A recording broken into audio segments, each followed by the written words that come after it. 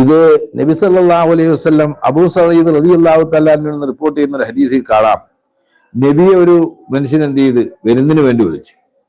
അങ്ങനെ ഭക്ഷണമൊക്കെ ഉണ്ടാക്കി എല്ലാം എടുത്ത് വെച്ചിട്ട് അങ്ങ് ഭക്ഷിച്ചോ, ഞാൻ നോമ്പുകാരനാണ് എന്ന് പറഞ്ഞപ്പോ നബി ചോദിച്ചു, നീ നിന്റെ സഹോദരനെ വിളിച്ച് വീട്ടിൽ വരുത്തുക, എന്നിട്ട് നീ എന്ത് ചെയ്യുന്നുണ്ട്, നോമ്പ് കീർത്തിച്ചുണ്ടാക്കുക, എന്നിട്ട് ഇവിടെ വന്ന് അയാളോട് കഴിച്ചോളാൻ വേണ്ടി പറയാം. ആ പണി നടക്കില്ല, നോമ്പ് മുറിക്ക്. നിനക്ക് വേണമെങ്കിൽ എന്ത് ചെയ്യുക, ആ സ്ഥാനത്തൊരു നോമ്പ് നോക്കൂ, നോക്കാതിരിക്കുക, എന്നാ വെച്ചാൽ ഇഷ്ടം പോലെ ചെയ്യാം.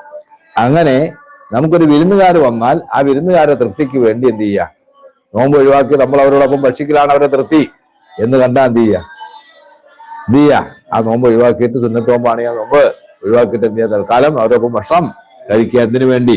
ആ വിരുന്നുകാരുടെ സന്തോഷത്തിന് വേണ്ടി. അല്ലാതെ വിരുന്നുകാർ വീട്ടിൽ വന്ന ഒന്നാനെ ആട്ടി ഓടിച്ചു വിടണമെന്നല്ല ഇസ്ലാമിന്റെ നിയമം. ഇതില്ല, ആ വിരുന്നുകാർ വന്ന ആ വിരുന്നുകാർക്ക് എന്ത് ചെയ്യണം, ഒരു വെള്ളം കൊടുത്ത് ഒഴിവാക്കി പെട്ടെന്ന് സ്ഥലം പിടിക്കണമെന്നല്ല.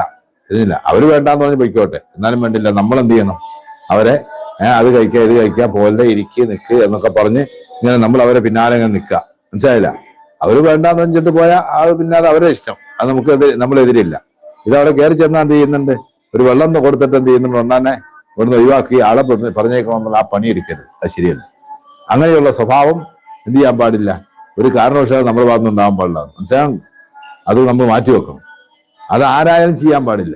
കാരണം വിരുന്നുകാരെ സൽക്കരിക്കേണ്ട മൻകാന യുഅ്മിനു ബില്ലാഹി വൽ യൗമിൽ ആഖിർ, അള്ളാഹുവിലും അന്ത്യനാളിലും വിശ്വസിക്കുന്നവരായിട്ട് ആരെങ്കിലും ഉണ്ടെങ്കിൽ അവൻ എന്ത് ചെയ്യുക, പല യുക്കിനും ദൈവവും അവന്റെ വിരുന്നുകാരനെ സൽക്കരിക്കണമെന്നാണ്. ഇതുകൊണ്ടാണ് കഴിഞ്ഞ ഇതിനകത്ത് ക്ലാസ്സിൽ ഞാൻ പറഞ്ഞിട്ടുണ്ട്, എന്ത് ചെയ്യണം, ഒരു നാട്ടിൽ ചെന്നു അവർ നമ്മൾ എന്ത് ചെയ്യുക, സൽക്കരിച്ചില്ല. അങ്ങനെ സൽക്കരിച്ചില്ലെങ്കിൽ എന്ത് ചെയ്യുക, നാട്ടുകാരുടെ പേരിൽ അടുത്ത കടയിൽ പോയി ഭക്ഷണം കഴിച്ചിട്ട് പോവാന്ന്. മനസ്സിലായില്ല? എല്ലാവരും എന്ത് ചെയ്യാൻ നോക്കും. അപ്പൊ എന്ത് ചെയ്യുക, സൽക്കരിച്ചില്ലെങ്കിൽ സൽക്കരിപ്പിക്കണം. അതാണ് ഇസ്ലാമിന്റെ നിയമം. തിരിഞ്ഞില്ല. അപ്പൊ അതുകൊണ്ട് എന്ത് ചെയ്യുക, അവരങ്ങനെ കാണിക്കാൻ ഒരാളെ എന്ത് ചെയ്യാൻ പാടില്ല. ഇത് എന്ത് ചെയ്യുന്ന ആൾക്കാർ വന്ന് കയറിയാൽ തന്നെ എന്ത് ചെയ്യുക, വരുന്നതിന് മുമ്പ് തന്നെ ഇവിടെ തടസ്സങ്ങളാണെന്നാണ് പറഞ്ഞു കഴിഞ്ഞാൽ പിന്നെ വരില്ലല്ലോ. വന്നു കഴിഞ്ഞാൽ പിന്നെ എന്തില്ല, അവരെ സൽക്കരിക്കണം. അവർക്ക് വേണോ വേണ്ടേ നമ്മളെ നോക്കേണ്ട കാര്യമില്ല.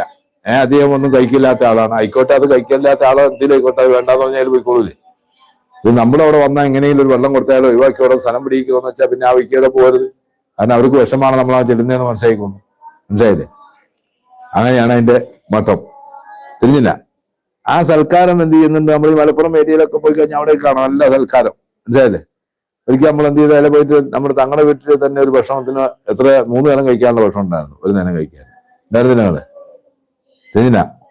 അവിടെ പോയിട്ട് എന്ത് ചെയ്ത്, മറ്റേ തങ്ങളുടെ അവിടെ പോയി ഒന്ന് കഴിച്ച്, പിന്നെ അവിടെ നിന്ന് ഇറങ്ങി അടുത്ത് വീണ്ടും എന്ത് ചെയ്യുക, പോണ വൈക്കോടെ ഒന്ന് കഴിച്ച്, പിന്നെ എന്ത് ചെയ്ത് മറ്റേ മരച്ചോട്ടിൽ ഇരുന്ന് വേറെ ഒന്ന് കഴിച്ച് 3 വട്ടം കഴിച്ചിട്ടും തീർന്നില്ല. അത്ര സാധനമാണ്. അങ്ങനെയാണ്. അപ്പൊ അങ്ങനെ എന്ത് ചെയ്യണം, മനുഷ്യനെ സൽക്കരിക്കണം. അത് ഇസ്ലാമികമായി എന്ത് ചെയ്യുന്നുണ്ട്, അതിന് മാനദണ്ഡമുണ്ട്. അല്ലാതെ ആൾക്കാരിഞ്ഞ് വന്നു കഴിഞ്ഞാൽ ഇപ്പോഴത്തെ പുതിയ തലമുറയ്ക്ക് സംഭവിച്ചത്, ഇവിടെ ശ്രദ്ധിക്കണം, തലമുറയ്ക്ക് സംഭവിച്ചത് തിരിഞ്ഞില്ല. തലമുറക്ക് സംഭവിച്ചെന്നാ വെച്ചാ, ഒരു മനുഷ്യൻ വന്ന ഭക്ഷണം കഴിച്ചോന്ന് വരെ ചോദിക്കുന്നൊരവസ്ഥയില്ല. ഇപ്പോ ഇവിടെ നല്ല എവിടെ ഇല്ലാതായിട്ടുണ്ട്. മനസ്സിലായില്ല? പണ്ടൊക്കെ എന്താ പറഞ്ഞാൽ പള്ളി ചെന്നാണ്ടല്ലോ ഒരു വിഷമമില്ല. ഒരു പള്ളി ചെന്നാൽ പള്ളിയിൽ ഒരു അപരിചിതരെ കണ്ട ഉടനെ തന്നെ ആൾക്കാർ എന്ത് ചെയ്യാൻ, നിങ്ങൾ എവിടെയാണ് എന്താണ് അന്വേഷിക്കും. അന്വേഷിച്ചിട്ട് ഇന്ന് എൻ്റെ വീട്ടിൽ നിന്ന് ഭക്ഷണം, അത് പോകണ്ടല്ലോ എന്നൊന്നും ചോദ്യമില്ല, എൻ്റെ വീട്ടിൽ നിന്നാണ് ഭക്ഷണം എന്ന് പറഞ്ഞ് എന്ത് ചെയ്യുന്നുണ്ട്, അയാളെ വിളിച്ച് വീട്ടിൽ കൊണ്ട് ഭക്ഷണം കൊടുക്കണവരെ.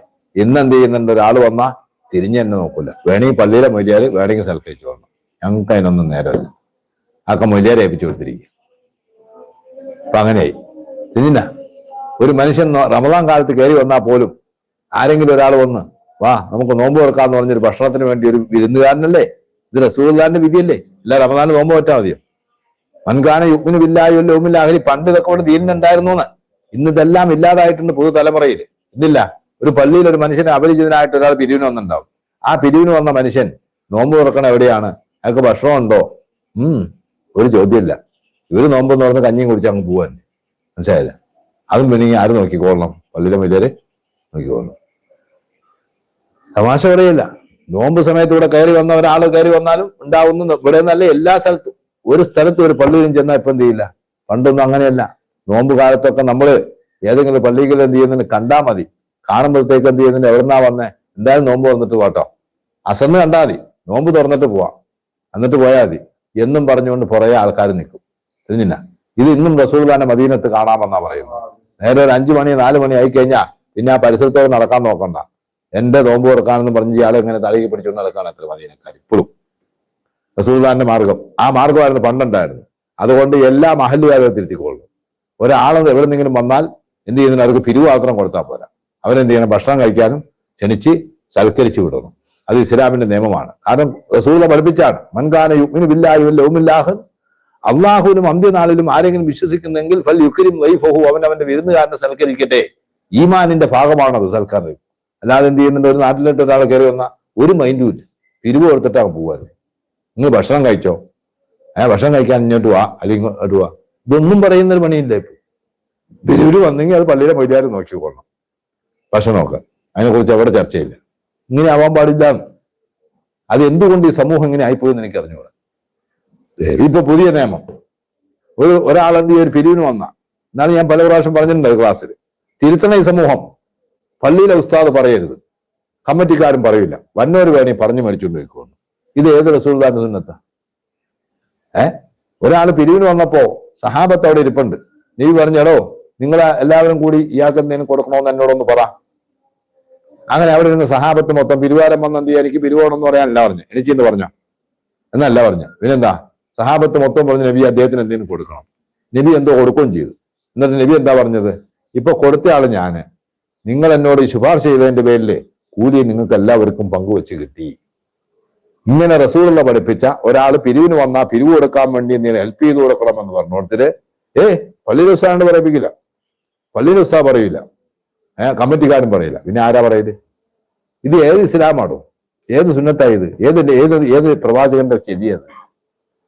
നിങ്ങൾ എന്താ മനസ്സിലാക്കി? ഹജ്ജും ഉംറയും സിയാറത്തും അതുപോലെ തന്നെ എന്താ നിക്കാറുമാണ് നോമ്പുമാണ് ഇസ്ലാമെന്നോ? ഇസ്ലാമിന്റെ ഭാഗങ്ങളാണ് ഇതൊക്കെ, പകുതി ഭാഗങ്ങളൊന്നും ഇല്ല. ഈ അപൂർണ ഇസ്ലാം അപ്പൊ നമ്മുടെ കയ്യിലുള്ളത്. തിരിഞ്ഞോ? ഇതായിരിക്കാം അല്ലാഹുവിന്റെ റസൂൽ പറഞ്ഞത്, ഒരു കാലം വരും വന്ന് ലാ യബ്ഖാ മിനൽ ഇസ്ലാമി ഇല്ല ഇസ്മുഹു, ഇസ്ലാം എന്ന പേരല്ലാതെ അതിന്റെ ഉള്ളിലൊന്നും ഉണ്ടാവില്ല.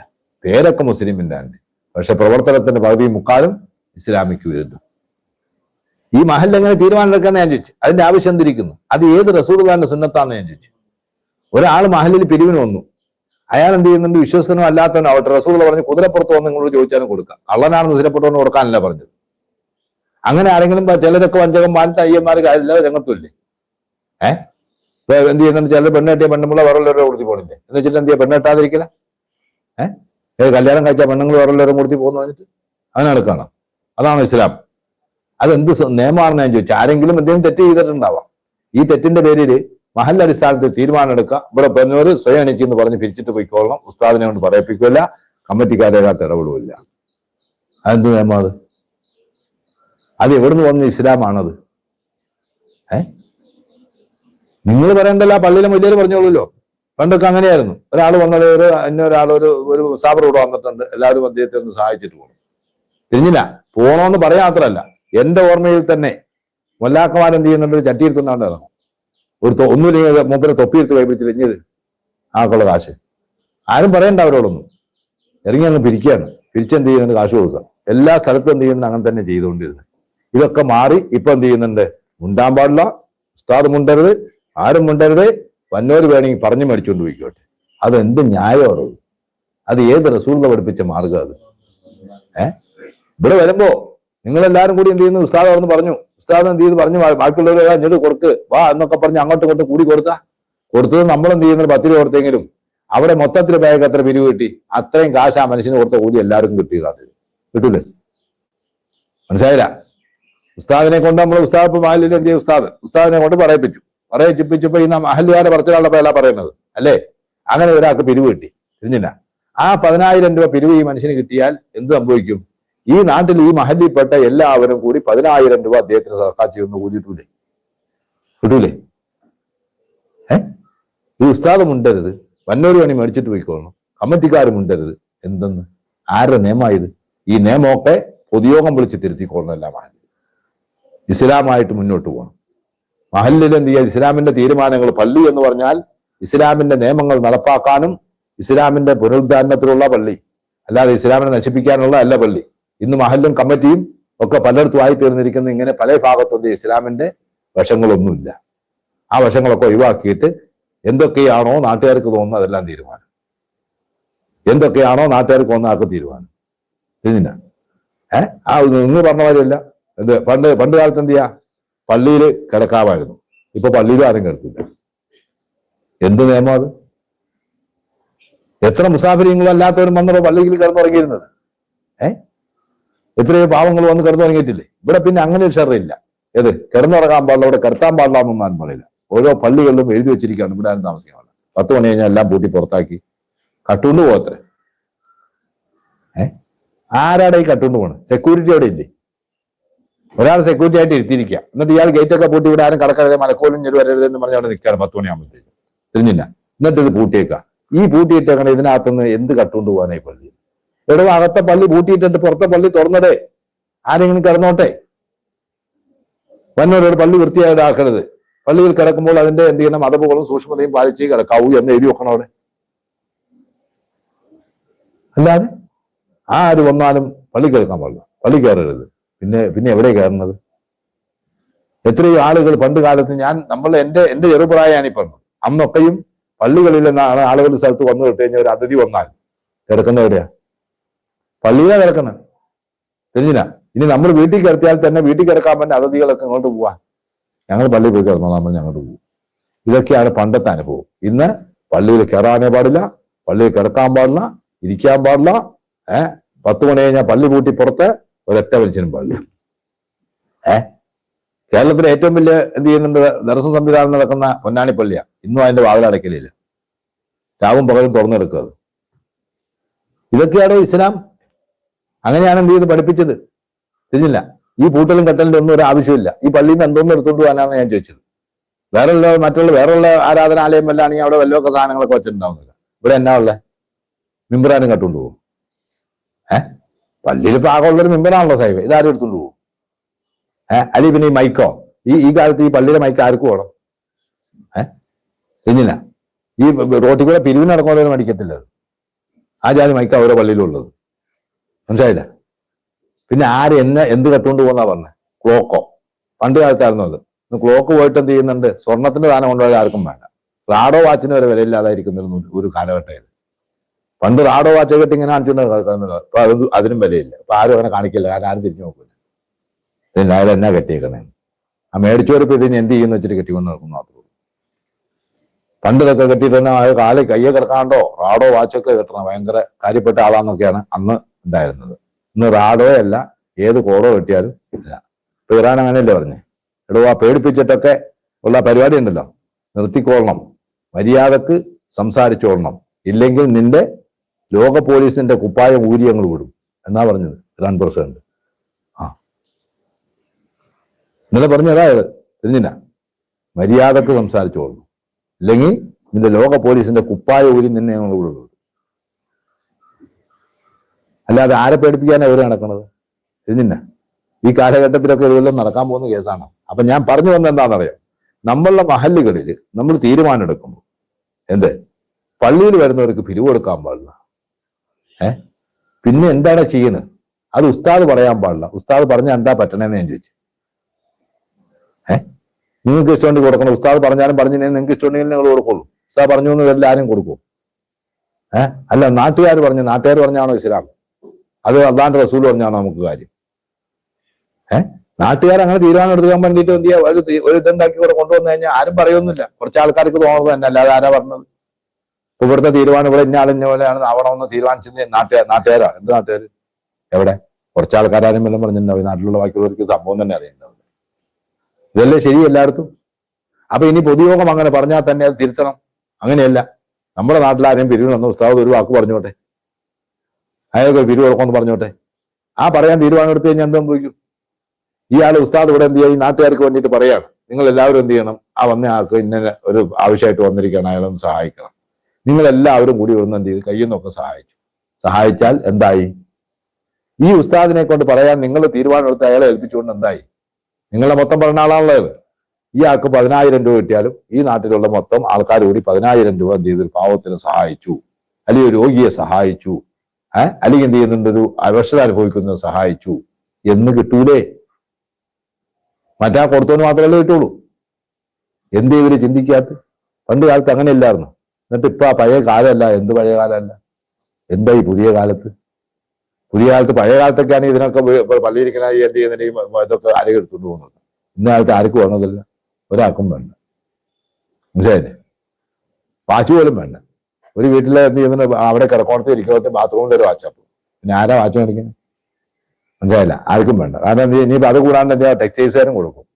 അപ്പുറത്തുനിന്ന് വേറെ വല്ല മറ്റേ കടക്കാരുണ്ടെങ്കിൽ അവരും കൊടുക്കും, അവർ പരസ്യത്തിന് വേണ്ടി. ചുമ്മാ ഇതെന്ത് ചെയ്യുന്നുണ്ട്, ഈ കലണ്ടർ മാരിയപ്പോ ഈ സാധനം. ഇതിന്റെ കലണ്ടർ തൂക്കാൻ പോകുമ്പോൾ വീട്ടിലെന്ത് ചെയ്യുന്നുണ്ട്, ഉക്കില്ലാത്ത അവസ്ഥയിലായി എത്തി. കാരണം അതിന് മാത്രം കലണ്ടർ എന്നുപോലെ അതിന് മാത്രം എന്ത് ചെയ്ത് വെക്കാൻ സ്ഥലമില്ലാത്ത വിധത്തിലപ്പോൾ ഇത്. പിന്നെ എന്തെന്നാ പള്ളിയിൽ നിന്ന് കട്ടുകൊണ്ട് പോകണമെന്ന് ചോദിച്ചാൽ പള്ളിയുടെ വിത്തിയോ അതിനകത്ത് കാർപ്പറ്റ് ആരും എടുത്തുകൊണ്ട് പോകും. എടോ പള്ളിയിൽ എന്ത് ചെയ്യുന്നുണ്ട്, നിങ്ങൾക്ക് ഭദ്രമാക്കണമെങ്കിൽ എന്ത് ചെയ്യുക, ഒരു പള്ളി അടച്ചു കൂട്ടിയിട്ട് എന്ത് ചെയ്യുക, ഭദ്രമാക്ക്. പുറം പള്ളി അവിടെ തുറന്നത്, ആരെങ്കിലും വന്നു അവിടെ കടന്നോട്ടെ. അവിടെ സെക്യൂരിറ്റി നിന്നോട്ടെ, സെക്യൂരിറ്റി ഉഴപ്പില്ലേ, പിന്നെ കട്ടുകൊണ്ട് പോകാൻ കാണൂലേ.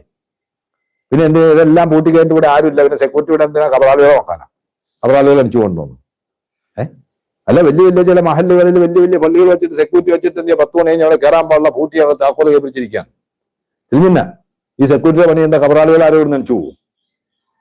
ഇയാൾ എന്നെ നോക്കാനിരിക്കുന്നത്, അവിടെ ആരെ നോക്കാനിരിക്കുന്നത്? മനസ്സിലായില്ല. അതുകൊണ്ട് ഈ ജാതി തീരുമാനങ്ങളൊന്നും ആരും എടുക്കരുത്. പള്ളി എന്ത് ചെയ്യണം, പള്ളി ഭദ്രമാക്കേണ്ടടുത്ത് ഭദ്രമാക്കണം, പൂട്ടേണ്ടടുത്ത് പൂട്ടണം. ആരെങ്കിലും വന്നു, പാവങ്ങൾ വന്നു, അവിടെ പള്ളിയിൽ എന്ത് ചെയ്യുന്നു, കയറി രാത്രിയിൽ ഒന്ന് അന്തി ഇറങ്ങി രാവിലെ 5 അയല ഇളവിക്കുള്ള പോയിക്കൊള്ളേ. അതിനെന്തിനായി പള്ളിയിൽ കിടക്കാൻ പാടില്ലാന്ന് തീരുമാനത്ത് ആരാ? എത്ര ആളുകൾ പള്ളി കിടക്കുന്നുണ്ട്, എവിടെയെല്ലാം പള്ളികൾ കിടക്കുന്നുണ്ടായിരുന്നു. ഇപ്പൊ പുതിയ തീരുമാനങ്ങൾ ഇങ്ങനെ കൊണ്ടുവന്ന് പള്ളി പണ്ട് കാലം ഒരു കാലഘട്ടത്തിൽ എന്ത് ചെയ്യുന്നുണ്ട്, ഓരോരുത്തരും എന്ത് ചെയ്യുന്നുണ്ട്, അന്നത്തെ അഭയകേന്ദ്രമായിരുന്നില്ലേ? ഇല്ലേ? അന്ന് വീടും കൂടുമില്ലാതെ വരുന്ന പാവങ്ങളുടെ അഭയകേന്ദ്രമല്ലായിരുന്നു റസൂലുള്ളാഹിന്റെ പള്ളി. അതുകൊണ്ടല്ലേ സുഫത്തിന്റെ അഹ്ലിയാർ എന്ന സഹാബത്തിന് പേര് വന്നത്. അവർ റസൂലുള്ളാഹിന്റെ പള്ളിയുടെ വരാന്തയിലല്ലേ വരുന്നിരുന്നത്. അല്ലേ? എന്താ നിങ്ങൾ മനസ്സിലാക്കി? ഇന്നും ആ സ്ഥലം അവിടെ ശേഷിപ്പിക്കുന്നില്ലേ? റസൂലുള്ളാഹിന്റെ റൗളയുടെ പുറക്കെടുപ്പുണ്ട് ആ സ്ഥലം ഇപ്പോഴും, സുഫത്തിന്റെ അഹ്ലിയാര് താമസിച്ചിരുന്ന സ്ഥലം. ഇന്ന് ഇവിടെ എന്ത് ചെയ്യാ, പള്ളികളിൽ വന്നിട്ട് എന്ത് ചെയ്യുന്നു, പലരും മുത്താലിമീങ്ങളും അല്ലാത്തവരൊക്കെ താമസിക്കുന്നില്ലേ? ഇരുന്നില്ല. പള്ളികൾ എന്ത് ചെയ്തപ്പോ മുത്താലിമീങ്ങളും ഇല്ല, വേറെ എഴുത്തും വരുന്ന ഒരു മുസാഫറായിട്ട് വരുന്ന ഒരു വിരുന്നുകാരനായി നമ്മുടെ നാട്ടിലെത്തിയ ആൾക്കൊന്ന് കിടക്കാൻ പോലും അവകാശമില്ല. പള്ളിയിൽ പിന്നെ എന്തിനുള്ളതാ? ജമാഅത്തിനും ആരുമില്ല, പിന്നെ ഇത് എന്തിനാ ഉണ്ടാക്കിയിട്ടാണ്? ജുമയ്ക്ക് കൂടെ വന്ന് ഒരാഴ്ചയിലൊരിക്കൽ ഒരു സമ്മേളനത്തിന് ഉള്ള നഗരി, അങ്ങനെയാ പള്ളിയാക്കേണ്ടത്? അങ്ങനെയൊന്നല്ലല്ലോ പള്ളി. ഒരു നാട്ടിലൊരു പള്ളി വെച്ചാൽ അതിന്റെ ദീനിന്റെ എല്ലാ ചൈതന്യങ്ങളും തീരുമാനങ്ങളും ആ പള്ളിയിൽ ദീനിന്റെ നിരക്കുന്ന തീരുമാനം എടുക്കാൻ പാടുള്ളൂ. അല്ലാത്ത തീരുമാനം ആരും എടുക്കരുത്. അതൊന്നും ശരിയായ നടപടിയല്ല. നമ്മൾ വിചാരിക്കരുത് നിസ്കരിക്കൽ മാത്രമാണെന്നൊന്നും. തിരിഞ്ഞില്ല. ഇപ്പൊ ഏബിസ്ഥാന്റെ ഇപ്പൊ എന്ത് ചെയ്യാൻ മറ്റേത് നടക്കുന്നില്ല, ഏത് മറ്റേ നാട്ടു തടസ്, അതിനകത്ത് ബസ്സിൽ തന്നെ പഠിപ്പിക്കുന്ന ഹദീസ് തന്നെ എന്തിനെ കുറിച്ചാണ്? അറാഹിമൂന മൻ ഇർഹമു. തിരിഞ്ഞില്ല, അറാഹിമൂന കേട്ടോ, റഹ്മത്തിന് എന്ത് ചെയ്യുന്നുണ്ട്, ഇർഹമു മംഫില്ലർദി ഇർഹമുക്കും മംഫിസ് സമാ. തിരിഞ്ഞില്ല, അറാഹിമൂന ഇർഹമുഹുമുർ റഹ്മാനു. കരുണയുള്ളവരോട് അള്ളാഹും കരുണ കാണിക്കും. കരുണ ആരോടാ?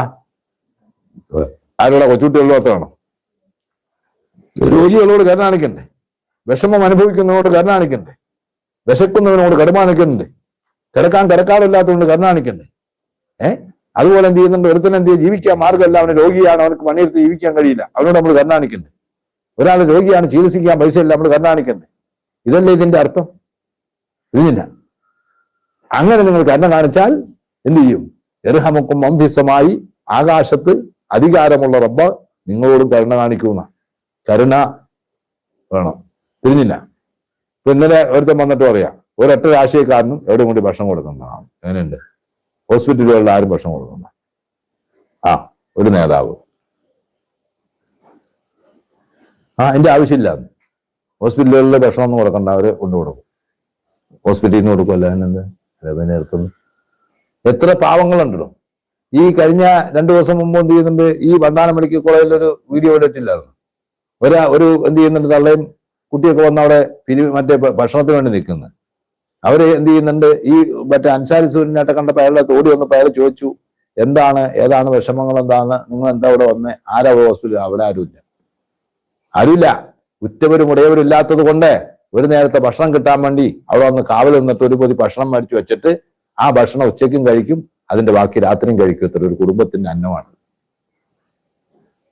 ഇത് കൊടുക്കരുതെന്ന് പറയാൻ എന്നാ പിന്നെ ഇയാൾ കൊണ്ട് കൊടുക്കണം, ആ പറഞ്ഞവൻ. തിരിഞ്ഞില്ല. അവിടെയും രാഷ്ട്രീയ പോര്, അവിടെയും രാഷ്ട്രീയ ഗ്രൂപ്പ് വഴക്ക്. എന്ത് സ്വഭാവമാണോ ഇത്? അപ്പൊ കരുണ കാണിക്കണം ഭൂമിയിലുള്ളവരോട്, എല്ലാ നിലക്കും കരുണ കാണിക്കണം. അല്ലാതെ ഒരാളുടെ കാര്യത്തിൽ ഇടപെടാൻ പാടില്ല, ഒരാളുടെ കാര്യത്തിൽ തീരുമാനം എടുക്കാൻ പാടില്ല, പള്ളിയിലിരിക്കുന്ന ഉസ്താദ് ആരെയും സഹായിക്കാൻ പാടില്ല, അയാൾ ആർക്കും വേണ്ടി പിരിവെടുത്താൻ പാടില്ല. എന്ത് തീരുമാനമാണെന്ന് ഞാൻ ചോദിച്ചു. ഇതൊന്നും ഇസ്ലാമികമായിട്ട് യാതൊരു ബന്ധം ഇതിനൊന്നുമില്ല. അതുകൊണ്ട് പള്ളികൾ തിരിഞ്ഞില്ല, പാവങ്ങളിലൊക്കെ അതുരാലയവും അവർക്കൊക്കെ എന്ത് ചെയ്യണം, തണലും. ആരൊരാൾ നമ്മുടെ പള്ളിയിൽ കയറി വന്നാലും, നാട്ടിൽ കയറി വന്നാലും, പള്ളിയിലേക്ക് വരണ്ട, നാട്ടിൽ കയറി വന്നു ഒരപരിചിതൻ, അവൻ ആരാണ് എന്താണെന്ന് അന്വേഷിക്കലും അവനൊക്കെ എന്ത് ചെയ്യുന്നു, ഭക്ഷണം കൊടുക്കലും ഈമാന്റെ ഭാഗമാണെന്ന്. അതാണല്ലോ റസൂൽ പറഞ്ഞത്, മൻകാന യുഅ്മിനു ബില്ലാഹി വൽ യൗമിൽ ആഖിർ, അള്ളാഹുവിനും അന്ത്യനാളിലും ആരെങ്കിലും വിശ്വസിക്കുന്നെങ്കിൽ എന്ന് പറഞ്ഞാൽ സത്യവിശ്വാസിയാണെങ്കിൽ വൽ യുക്രിം ലൈഫഹു, അവന് വിരുന്നുകാരനായിട്ട് വരുന്നവനെ സൽക്കരിക്കട്ടെ. ആ ലൈഫ് മുസ്ലിം ആവണമെന്ന് അവിടെ പറഞ്ഞിട്ടില്ല. അവൻ കാഫിറായിരിക്കാം, അവൻ വേറെ വല്ല ജാതിയായിരിക്കാം, മതമൊന്നും അവിടെ ഇല്ല. മനുഷ്യനായാൽ മതി. വിരുന്നുകാരനായിട്ട് വരുന്നത് മനുഷ്യനായാലും മതി. മനസ്സിലായാലും. ഇപ്പൊ പാമ്പാണ് അതിഥി വീടുകളിൽ. കുഞ്ഞിന ഒരു പുതിയ അതിഥി ഇവിടെ എത്തിയിട്ടുണ്ട്. മനസ്സിലായില്ല. നാട്ടുകാരും അതിഥികളല്ല, മനുഷ്യന്മാരും അതിഥികളല്ല. കുഞ്ഞിന പുതിയ അതിഥി പാമ്പാപ്പ അതിഥിയായിട്ട് തന്നെ. പണ്ട് പാമ്പ എവിടെ അതിഥിയായിട്ട് വരലില്ല. കുഞ്ഞിന ഇതിപ്പോ പാമ്പാണ് അതിഥി, മറ്റുള്ളൊരു അതിഥിയല്ല. ഇങ്ങനെയുള്ള സ്വഭാവം ഒരു മനുഷ്യനെടുക്കരുത് എന്നായി പറഞ്ഞു. ആ തീരുമാനങ്ങൾ മാറ്റി എന്ത് ചെയ്യണം, മഹല്ലുകൾ ആരിവിടെ കയറി വന്നാലും കള്ളത്തരമില്ലെന്ന് വ്യക്തമാകുന്നിടത്തോളം കാലം അവർക്ക് എന്ത് ചെയ്യണം, നമ്മളെ കൊണ്ട് കഴിയുന്ന സഹായം ചെയ്തു കൊടുക്കുക. അത് പള്ളിയിൽ ഉസ്താദ് പറഞ്ഞ് മേടിച്ചു കൊടുക്കുമോ, നാട്ടുകാർ പറഞ്ഞ് മേടിച്ചു കൊടുക്കുക, ആരും ചെയ്തിട്ട്. ഉസ്താദ് പറഞ്ഞ നാട്ടുകാർ പറഞ്ഞോട്ടെ, എന്തിനാ ഉസ്താദ് പറഞ്ഞു? അവൻ ചെന്നിട്ട് പറഞ്ഞത് ഒരാൾ പിരിവിന് വന്നിട്ടുണ്ട്, ആ പറഞ്ഞാൽ മതിയല്ലോ. ഈ ഉസ്താദ് പറഞ്ഞ ഉസ്താദിന്റെ വിലക്ക് കേടാന്ന് ഒരു വെക്കാണെങ്കിൽ അവിടെ ഒരാൾ ചെന്നിട്ട് പറയട്ടെ, എന്ത് ഇന്നൊരാൾ പിരിവിന് വന്നിട്ടുണ്ട്, എല്ലാവരും അവരെ സഹായിക്കണം, എന്തേ പറയാൻ പറ്റില്ലേ? ഇത് പറയട്ടെ. ഇത് എന്താടാ വന്നൂർ പണി എനിക്കെന്ന് പറഞ്ഞിട്ട് ഇതെന്താ ഈ വന്നൂർ ഇത്രയും വലിയ അവഹേളിക്കപ്പെട്ടത്? നമ്മുടെ നാട്ടിലേക്ക് കയറി വരുന്നവൻ എന്ത് ചെയ്യാ, നമ്മുടെ അതിഥിയല്ലേ. ഈ അതിഥിയെ സൽക്കരിക്കൽ എന്ത് ചെയ്യുന്നുണ്ട്, ഇസ്ലാം പഠിപ്പിച്ചതല്ലേ. അതിഥിയെ സൽക്കരിക്കൽ അങ്ങനെയാ. ഒരു വീട്ടിലോട്ട് ഒരാൾ കയറി വന്നാൽ എന്ത് ചെയ്യുന്നുണ്ട്, ആ വേണി വന്നോടൊന്ന് ചോദിച്ചു മടിച്ച് എന്നിട്ട് വയ്ക്കോ, അല്ലാതെ ഇവിടെ ആരും എന്ത് ചെയ്യാ തിന്നാനൊന്നും പറയുന്നില്ല. അങ്ങനെയുണ്ട്. ഇപ്പൊ പുതിയ പരിപാടിയാണ്. നമ്മൾ വീട്ടിലോട്ട് ഒരാൾ വന്ന് അങ്ങനെയാണോ? വന്ന ആൾ വേണമെങ്കിൽ ചോദിച്ചു മടിച്ച് എന്നിട്ട് വയ്ക്കോളണം. ഇവിടെ ഒന്നും തരണ പണിയൊന്നുമില്ല, ഇവിടെ സൽക്കരിക്കുന്ന പണിയില്ല. എന്ത് സ്വഭാവം, ഏത് തീരുമാനമാണെന്ന് ചോദിച്ചാൽ ആ തീരുമാനമൊക്കെ തിരുത്തിയേ പറ്റും. ഇത് പറഞ്ഞത് ഏതവന് ഇഷ്ടപ്പെട്ടിരുന്നതിന് കൂടുതൽ നമുക്കിട്ട് കുഴപ്പമില്ല ഇതിനകത്ത്. അതുകൊണ്ട് റസൂലുള്ളാഹിന്റെ ഹദീസിനെതിരാണ് ഈ തീരുമാനം. നാട്ടിലൊരു അതിഥി വന്നാൽ അയാളെ നമ്മൾ അവഹേളിച്ച് തള്ളി വിടാൻ പാടില്ല. വന്നവൻ ചിലപ്പോൾ ആരും ആവാം, ചീത്തയായിക്കോട്ടെ. നമ്മൾക്ക് എന്ത് ചെയ്യാൻ വെളിവാകാത്തോടത്തോളം കാലം നമ്മളൊരാൾ അങ്ങനെയല്ലേ. നിങ്ങൾ ഒരിക്കലും വരാ തജസ്സസു, ഒരുത്തന്റെ രഹസ്യം അന്വേഷിച്ച് നടക്കണ്ട, നിങ്ങൾ അതിനു വേണ്ടി നിൽക്കണ്ട. മറിച്ച് എന്ത് ചെയ്യണം, നിങ്ങൾ എന്ത് ചെയ്യണം, ഒരു മനുഷ്യനെ കുറിച്ച് എപ്പോഴും നല്ലത് ഭാവിക്കുക. ചീത്തയാണെന്ന് നമുക്ക് ബോധ്യപ്പെടുന്ന സമയത്ത് അയാൾ ഒഴിവാക്കുക. അത്രയല്ലേ ഉള്ളൂ. അല്ലാതെ ആരോ ഒരാൾ തെറ്റ് ചെയ്തു എന്നതിന്റെ പേരിൽ ലോകത്തുള്ള എല്ലാവരെയും ആ കണ്ണുകൊണ്ട് കാണാന്ന് പറഞ്ഞ് പറ്റും. അപ്പൊ അതുകൊണ്ട് ഈ തീരുമാനങ്ങളെല്ലാം മാറ്റി ആരെങ്കിലും നാട്ടിൽ അതിഥിയായിട്ട് വന്നാൽ അയാൾക്ക് എന്ത് ചെയ്യുന്നുണ്ട്, അയാളെ സൽക്കരിച്ച് അയാൾക്ക് നമുക്ക് കഴിയുന്ന എന്ത് സഹായം എന്ന് വെച്ചാൽ ചെയ്തു കൊടുത്ത് അയാളെ പറഞ്ഞു വയ്ക്കുക. ഇത് ഇസ്ലാമിന്റെ ഭാഗമാണ്. അല്ലാതെ നിസ്കാരവും നോമ്പും മാത്രമല്ല, ഹജ്ജും ഉംറയും മാത്രമൊന്നുമല്ല. എന്ത് ചെയ്ത് ഇസ്ലാമിന്റെ ഭാഗം എന്ന് ശരിക്കും മനസ്സിലാക്കിക്കോണോന്നേ പറഞ്ഞു. കാരണം നമുക്കറിയുന്ന ആവറേജ് ഇസ്ലാമും പത്രം മാത്രമേ ഉള്ളൂ. നമ്മളാൻ വരുമ്പോൾ നോമ്പ് നോക്കാം, കയ്യിൽ കുറച്ച് കാശുണ്ടെങ്കിൽ എന്ത് ചെയ്യുന്നില്ലെങ്കിൽ അതിന് ഒപ്പിച്ചുകൊണ്ട് എല്ലാവരും ഉംറയ്ക്ക് പോയി, ഞാനും പോകണം ഉംറയ്ക്ക് പോവുക. പിന്നെ എന്ത് ചെയ്യുക, കുറച്ച് കാശ് ഒപ്പിച്ചുകൊണ്ട് എങ്ങനെയും ഒരു ഹജ്ജിനും പോവുക. 5 സമയങ്ങൾ പള്ളിയിൽ പോയി നിൽക്കിച്ചോട് കൂടിയിട്ട് എല്ലാം കഴിഞ്ഞു എന്നാണ് എല്ലാവരും മനസ്സിലാക്കി. ഒന്നും കഴിഞ്ഞില്ല. അത്രയും പരിപാടി കഴിക്കുമ്പോഴൊന്നല്ല, ഇസ്ലാമിന് 2 കാര്യം കഴിഞ്ഞുള്ളൂ. ഈ ബാക്കി ഇഷ്ടം പോലെ കിടക്കുക. അതിൽപ്പെട്ടാണ് അതിര സേവനം, അതിൽപ്പെട്ടാണ് പാവങ്ങളെ സഹായിക്കൽ, അതിൽപ്പെട്ടതാണ് നാട്ടിലൊരു അതിഥി വന്നാൽ അയാളെ സൽക്കരിക്കൽ. വീട്ടിൽ അതിഥി വന്നാൽ സൽക്കരിക്കണ്ടേ? ഞാൻ ചോദിച്ചു, ഈ തീരുമാനം എടുത്തവരാരും വീട്ടിൽ കയറി വന്നവരോട് ഇവിടെ വേണമെങ്കിൽ വന്നിട്ട് വല്ല ചോദിച്ചു വായിച്ചിട്ട് പോയിക്കണം, ഇവിടെ വല്ലതും തിന്നണോ കുടിക്കണോ, ചായ എടുക്കട്ടെ ഉള്ളത് അതൊന്നും ചോദിക്കാൻ പണി ഇവിടെ ഇല്ല. ആ പണിയൊന്നുമില്ല. വന്നവർ വന്ന് ചോദിച്ചിട്ട് എന്താ ആവശ്യമുള്ള വെച്ചാൽ ചോദിച്ചിട്ട് മേടിച്ചിട്ട് പോയിക്കോളണം. ഇങ്ങനെയാ തീരുമാനം എടുക്കുന്നത്. അതുകൊണ്ട് ഇതൊക്കെ തിരുത്തണം, തിരുത്തിയേ പറ്റൂ. മനസ്സിലായില്ല? ഇയാൾ ആരാ പറയാൻ? ഞാൻ ആരുമല്ല, അള്ളാഹുവിന്റെ റസൂലിന്റെ ദീൻ പറയുന്ന ഒരു മുസ്ലിം. അത്രമാത്രം. തിരിഞ്ഞില്ല. അതനുസരിക്കുന്നില്ലെങ്കിൽ പിന്നെ എന്ത് ചെയ്യുന്നുണ്ട്, ഈ ദീനുമായിട്ട് നിങ്ങളെ ബന്ധം എന്താണെന്ന് നിങ്ങൾ ആലോചിച്ചോളൂ. അത്ര മാത്രമേ ഉള്ളൂ. അല്ലാതെ നമുക്കിവിടെ ആരും അനുസരിക്കണമെന്നില്ല, ആരും തീരുമാനം എടുക്കണമെന്നില്ല, കാര്യം പറയുക. ഈ തീരുമാനങ്ങൾ തെറ്റാണ്. അതുകൊണ്ട് ഒരു നാട്ടിൽ പണ്ടൊക്കെ അങ്ങനെയാണ്. ആരെങ്കിലും കയറി വന്നാൽ അയാൾക്ക് എന്ത് ചെയ്യുന്നുണ്ട്? തിരിഞ്ഞില്ല. എത്രയോ മനുഷ്യന്മാരുള്ള ഒന്നുമില്ലാത്ത പാവങ്ങൾ താമസിക്കുന്ന ഇത്. ഞാൻ ഒരു വിദ്യാർത്ഥിയായിരുന്ന കാലത്ത് ഒരു ചെറിയ കൂട്ടർ പ്രായമുള്ളപ്പോ പൊന്നാനിൽ സിയാറത്തിന് പോയി അവിടെ ചെന്നു. ജയന്തി മാധവന്റെ മക്കാമ് സിയാർത്ത് ചെയ്യാൻ വേണ്ടി പോയതാ. ഒന്നും അറിയില്ല, എന്നാലും അവിടെ ചെന്നപ്പോഴും അവിടെ ഇഷ്ടംപോലെ മുത്താലിമയുണ്ട്, ഇഷ്ടംപോലെ മനുഷ്യന്മാരുണ്ട്. ഇന്ന് ഞാൻ ഓർക്കുന്നുണ്ട്, ഒരു ഉപ്പുപ്പ അവിടെ വന്ന്, മോന്റെ വീട് എവിടെയാ, മോനെ മറ്റേ എവിടുന്നാ വരുന്നേ, എന്താ പേര് എന്നൊക്കെ ചോദിച്ചിട്ട്, നമുക്ക് ഉച്ചക്ക് ചോറ് മോനെ വീട്ടിൽ നിന്ന് തിന്നാട്ടോ. ആര് പറയാ? ഈ ഉപ്പുപ്പ. അവിടെ ചെന്ന് നോക്കുമ്പോ ഉപ്പുപ്പാടെ വൈക്കോപ്പരയാ. വൈക്കോല് കൊണ്ടേ മേഞ്ഞൊരു പന്ന പെരയാണ് ആ ഉപ്പുപ്പാടെ വീട്. മനസ്സിലായില്ല? നിലത്തിരുന്നിട്ടാ കഞ്ഞി കുടിക്കണേ.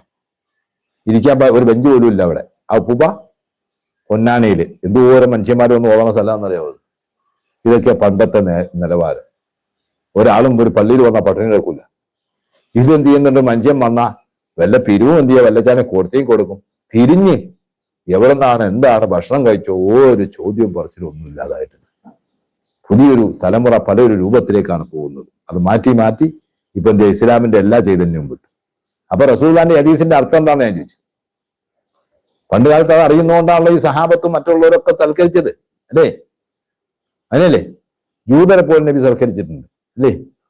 നബി തന്നെ സൽക്കരിച്ചിട്ടുണ്ട്. ഞാൻ ഏതോ ക്ലാസ്സിൽ അങ്ങോട്ട് പറഞ്ഞിട്ടുണ്ടാവണം. എന്തിനാ ആ സൽക്കരിച്ചിട്ട് എന്ത് ചെയ്യാ? ജൂതൻ ലാശ് ചെയ്തു പോയ നന്ദിയും പിന്നീട് അത് നബി തന്നെ എന്ത് ചെയ്യാ? തന്റെ കൈ കൊണ്ട് വൃത്തിയാക്കിയതും ഇതൊക്കെ ഇസ്ലാമിന്റെ ചരിത്രമല്ലേ. അതിനകത്ത് മതമൊന്നുമില്ല. അതിഥിയായി കയറി വരുന്നവൻ അവനക്ക് മതമൊന്നും അല്ല നോക്കിയിട്ടല്ല. കൂടെ ഇന്നലെ ഇപ്പൊ എത്ര ആളുകൾ വന്നിട്ടുണ്ട്? ആരൊക്കെ ഉണ്ടായിരുന്നു അതിനകത്ത്? മുസ്ലിം ആണോ വന്നവരൊക്കെ? അല്ലവരോട് എന്ത് ചെയ്യും? നാട്ടിൽ വായിച്ചു വിട്ടോ? ഇവിടെ വന്ന് പിരിവൊന്നും പറ്റില്ല, പള്ളിക്കാപ്പാടില്ല, ആരും പറഞ്ഞു? ഒരാളും പറയില്ല. പറഞ്ഞോ? രാശിയുടെ അപ്പൂപ്പൻ ഇവിടെ നിൽക്കണേയും കണ്ട. അപ്പൂപ്പന് എന്താണ് അപ്പൂപ്പന്റെ ആവശ്യം എന്ന് അറിഞ്ഞില്ല. പിന്നെ അതും അതിനും കിട്ടി, പൈസ കിട്ടാവുന്ന കിട്ടി, ഉള്ളത് ആൾക്കാർ കൊടുത്തില്ലേ? തിരിഞ്ഞില്ല. ഇതൊന്നല്ല ഒരു സ്ഥലത്ത് തീരുമാനത്തിന് മഹല്ലെ പറ്റി വരണം, തെളിവ് കൊണ്ടുവരണം, സാക്ഷി ഹാജരാക്കണം, വിചാരണ നടത്തണം. എന്ത്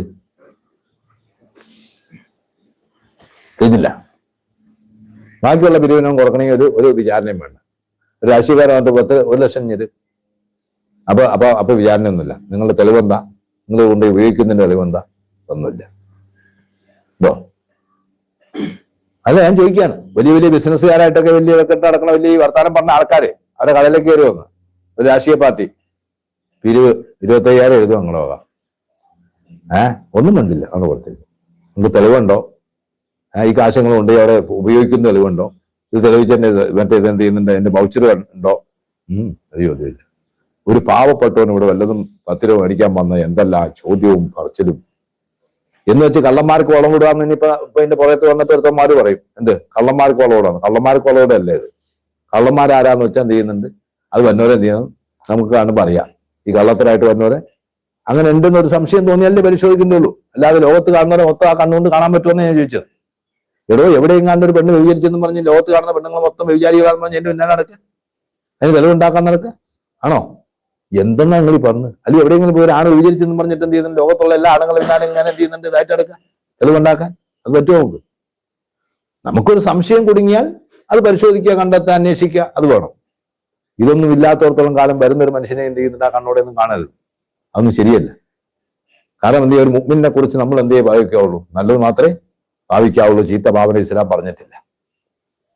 തിരിഞ്ഞില്ല. നമുക്ക് സംശയം തോന്നിയാൽ നേരം പരിശോധിക്കണം, അന്വേഷിക്കണം, കണ്ടെത്തണം. തിരിഞ്ഞില്ല. അപ്പൊ ഞാൻ മുമ്പ് നിന്ന പള്ളിയിൽ റമദാനിന് ഒരാൾ വന്നു. അയാൾക്ക് പിരിവൊക്കെ ഉണ്ടാക്കി കൊടുത്തു. വെള്ളിയാഴ്ച ധാരാളം പിരിവുണ്ടാക്കിയൊക്കെ കൊടുത്തു കഴിഞ്ഞിട്ട് അയാൾ എന്ത് ചെയ്യുന്നുണ്ട്? മറ്റേ ഒരു വൈക്കോടെ പോയി കഴിഞ്ഞപ്പോൾ ഇയാളുടെ ശൈലി കണ്ടപ്പോൾ നമുക്ക് മനസ്സിലായി ഇയാൾ കാലിലും കയ്യിലൊക്കെ മഞ്ഞൊക്കെ വെച്ചിട്ട് കേട്ടാണ് എന്ത് ചെയ്യുന്നു വന്നത്. സംഭവം എന്ത് ചെയ്യുന്നുണ്ട്? ഇയാൾ അത്ര ശരിയല്ല. ഇതിന് കുറെ ആളെ വിട്ടു. പോയപ്പോൾ അയാൾ എന്ത് ചെയ്യുന്നുണ്ട്? അവിടെ പോയിട്ട് തോട്ടത്തിൽ പോയിട്ട് ഇതൊക്കെ അയച്ചു കഴിഞ്ഞിട്ട് അന്തസ്സായിട്ട് പോവാം. അത് കഴിഞ്ഞ് പിടിച്ചു നിന്നു. ആ കാശം മേടിച്ചു. മനസ്സിലായില്ല? 5 പൈസ കൊടുത്തില്ല. ഇതിന അതിനുള്ള എന്ത് ചെയ്യുന്നുണ്ട്? അന്നേരത്തെ മറ്റേ കാവി കാണുന്ന ശിക്ഷ ഉണ്ടല്ലോ, 2 അടിയും കൊടുത്ത് പറഞ്ഞു വിട്ടേക്കാൻ പറഞ്ഞു. ഇനി ഇവിടെ എന്ത് ചെയ്യണ്ട? ഈ പരസ്യം വയ്ക്കുക കണ്ടേക്കരുത്.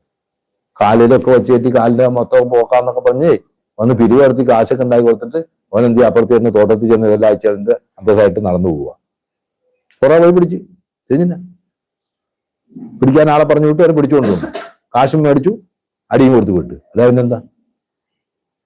അപ്പൊ ഒരാൾ സംശയം തോന്നി നമ്മൾ അതിനെക്കുറിച്ച് അന്വേഷിക്കണം. സംശയമില്ലാത്തടത്തോളം കാലം വരുന്നവരൊക്കെ എന്ത് ചെയ്യുന്നു, തെളിവും മറ്റും ചോദിച്ചുകൊണ്ടാണെന്ന്. അപ്പൊ അങ്ങനത്തെ പരിപാടിയൊന്നും ശരിയാവില്ല, അതൊന്നും തീരുമാനം ശരിയല്ല എന്നാണ് ഞാൻ ഈ പറഞ്ഞത്. മനസ്സിലായില്ല? നമ്മളുടെ നാട്ടിൽ അതിഥിയായിട്ട് ഒരാൾ വന്നാൽ, പാമ്പ് മാത്രം അതിഥി, മനുഷ്യന്മാരും അതിഥിയല്ലേ, ആ അതിഥികളോട് കാണിക്കേണ്ട മര്യാദ ഇസ്ലാം പറഞ്ഞിട്ടുണ്ട്, റസൂലുള്ളാഹി പഠിപ്പിച്ചിട്ടുണ്ട്. അത് ആരും ആയിക്കോട്ടെ, കാഫർ ആയിക്കോട്ടെ, മുസ്ലിം ആയിക്കോട്ടെ, അല്ലാത്തവനായിക്കോട്ടെ, ഏത് മതക്കാരനും ആയിക്കോട്ടെ, മനുഷ്യനാണോ അതിഥിയായി വന്നാൽ അവനോട് എന്ത് ചെയ്യണം? മര്യാദ കാണിക്കണം. ഭക്ഷണം കഴിച്ചിട്ടൊന്ന് അന്വേഷിക്കണം, അവന് ഭക്ഷണം കൊടുക്കണം, അവനെന്ത് ചെയ്യുക, സൽക്കരിക്കണം. ഇതൊക്കെ നമ്മുടെ ബാധ്യതയാണ്. അങ്ങനെയൊക്കെ ചെയ്യുമ്പോഴാണ് നമ്മൾ ആരാവുള്ളൂ? സത്യവിശ്വാസി ആവുള്ളൂ. അല്ലാതെ എന്ത് ചെയ്യുന്നുണ്ട്, വെറും നിക്കരിച്ചുകൊണ്ട് നോമ്പ് പിടിച്ചുകൊണ്ട് മാത്രം സത്യവിശ്വാസി ആവാമെന്ന് ആരും കരുതരുത്. മനസ്സിലായോ? പോട്ടെ. ഇപ്പൊ ഇവിടെ എന്താ ഉണ്ടായത്, നമ്മൾ പറയാനുണ്ടായ കാരണം, ഒരാൾ എന്ത് ചെയ്തു, മറ്റേ സൽക്കരിക്കാൻ നബീനെ വിളിച്ച് ഭക്ഷണം ഉണ്ടാക്കിക്കൊണ്ട് വെച്ചിട്ട് എന്ത് പറഞ്ഞു, സഹാബിയാണ്, അങ്ങ് കഴിച്ചോ, എനിക്ക് നോമ്പാണ്, നോമ്പ് മുറിക്കാൻ പറഞ്ഞു. എല്ലായിടത്തും എന്നെ വിളിച്ചുകൊണ്ട് വരുത്തിയിട്ട് നീ നോമ്പുകാരനാന്ന് പറഞ്ഞു. അതിനുവേണ്ടി വിളിച്ചാ, എനിക്ക് നോമ്പാന്ന് അറിയിച്ചു, മുറിക്ക് വളർന്നു, എൻ്റെ പറ്റുമെങ്കിൽ എൻ്റെ സ്ഥാനത്ത് ഒരു നോമ്പ് നോട്ടോളാൻ പറഞ്ഞു. അത് തന്നെ അതീശമുള്ളത്. തിരിഞ്ഞില്ലേ? കാരണം എന്താ? അബീ സഈദ് റളിയല്ലാഹു തആല അൻഹു കാല സുനിയത്തിൽ നബി സല്ലല്ലാഹു അലൈഹി വസല്ലം തആമൻ. ഹദീസ് അങ്ങനെയാ. എനിക്ക് എന്ത് ചെയ്തു, ഭക്ഷണം ഉണ്ടാക്കി. അങ്ങനെ ബലമ്മ പുതിയ ഭക്ഷണം വെക്കപ്പെട്ടപ്പോൾ കാല റജുൽ, ഉണ്ടാക്കിയ മനുഷ്യൻ പറഞ്ഞു, അനസായിമൻ, ഞാൻ ആരാ? നോമ്പുകാരനാ. അപ്പൊ കാല റസൂലുള്ളാഹി സ്വല്ലല്ലാഹു അലൈഹി വസല്ലം, അപ്പോൾ നബി ചോദിച്ചു അയാളോട്, നീയേ നിന്റെ സഹോദരനെ ക്ഷണിക്കാം, എന്നിട്ട് തുക്കല്ലഹു ലക്ക, നിനക്ക് വേണ്ടി അയാളെ നിർബന്ധിച്ച് എന്ത് ചെയ്യുന്നുണ്ട്, വരുത്താം, വരണം വരണം വരണം എന്ന് പറഞ്ഞിട്ട്. എന്നിട്ട് ഇവിടെ വന്നു കഴിയുമ്പോൾ നീ നോമ്പുകാരനാന്ന് പറഞ്ഞു, അഫ്തിർ, നോമ്പ് മുറിയെന്ന് പറഞ്ഞു. അപ്പൊ സും മക്കാനഹു, അതിന്റെ സ്ഥാനത്തിന് ശേഷം നിനക്ക് ഇഷ്ടമുണ്ടെങ്കിൽ നോമ്പ് അനുഷ്ഠിച്ചോ, പിന്നെ ഇപ്പോഴും അനുഷ്ഠിച്ചാലും വേണ്ടില്ല. അപ്പൊ അതുകൊണ്ട് ഒരു വിരുന്നുകാരൻ, ഞാൻ അവിടെ നിന്നാ പോയത്, ഒരു വിരുന്നുകാരൻ നമ്മുടെ വീട്ടിൽ കയറി വന്നാൽ നമ്മൾ അവന്റെ കൂട്ടത്തിൽ ഭക്ഷിക്കലാണ് അവന് തൃപ്തി എന്ന് കണ്ടാൽ എന്ത് ചെയ്യണം? നോമ്പാണെങ്കിൽ നോമ്പ്, സുന്നത്ത് നോമ്പാണെങ്കിൽ മുറിച്ചിട്ട് എന്ത് ചെയ്യണം? അവന്റെ കൂടെ ഭക്ഷണം കഴിച്ച് വിരുന്നുകാരനെ തൃപ്തിപ്പെടുത്തി വിടാവൂന്ന്. എന്നിട്ട് റസൂലുള്ളാഹി പറഞ്ഞു, അവൻ പോകുമ്പോ അവനെ എവിടെ വരെ കൊണ്ടുപോയി വിടണം? വഴിയിൽ വരെ കൊണ്ടുപോയി വിടണം. தெரிஞ்சிല്ല? ഒരു കുരങ്ങൻ വന്ന പരിഗണന പോലും ഇല്ലാതെ മനുഷ്യന്മാരെ കാണിക്കുന്നു. தெரிஞ்சிല്ല? കുരങ്ങൻ വന്ന ആ പരിഗണനല്ലേ? നല്ലൊരു കുരങ്ങോടാണിപ്പോ നിങ്ങൾ എത്ര പേരായിരുന്നു എന്റെ പിന്നാലെ സൽക്കരിക്കാനും നോക്കാനും പഴം കൊടുക്കാനും? എത്ര പേരായിരുന്നു? കുറെ അടക്കമല്ലായിരുന്നു കുരങ്ങ് പോകുന്നവരെ. അല്ല, കുരങ്ങൻ വന്നാലും ഉണ്ടാവും സൽക്കാരം, മനുഷ്യൻ വന്ന സൽക്കാരല്ലേ. അങ്ങോട്ട് നിങ്ങൾ സൽക്കരിച്ചാൽ അറിയാൻ പറഞ്ഞു, പഴമൊക്കെ കൊണ്ടു കൊടുത്താൽ നിങ്ങൾ தெரிஞ்சிല്ല? ഉണ്ടായിട്ടില്ലേ? ഇല്ലാതെ നിങ്ങൾക്ക് നിഷേധിക്കാൻ പറ്റും. അപ്പൊ അങ്ങനത്തെ പണിയൊന്നും എടുക്കരുത് കേട്ടോ. പോട്ടെ. അപ്പോ എന്ത് ചെയ്യണം? വിരുന്നുകാരനോട് അത്ര കണ്ട് ഇസ്ലാം എന്ത് ചെയ്യുന്നുണ്ട്? പ്രതിബദ്ധത കാണിച്ചിട്ടുണ്ട്. സുന്നത്ത് നോമ്പാണെങ്കിൽ പോലും അവന്റെ തൃപ്തിക്ക് വേണ്ടി അത് തുറന്നിട്ട് അവനോടൊപ്പം ഇരുന്ന് ഭക്ഷണം കഴിക്കുക. അല്ലാതെ വിരുന്നുകാർ വന്നാൽ എന്ത് ചെയ്യുന്നുണ്ട്? വീട്ടില് മറ്റൊരാൾ വന്നിട്ടുണ്ട്, കൊടുത്തേരെ, അതെ കഴിച്ചോ, ഞാൻ വരാം, ഞാനിവിടെ ഇരിക്കട്ടെ, ഞാൻ കഴിഞ്ഞിട്ടേ കഴിക്കുള്ളൂ. ഭയങ്കരം.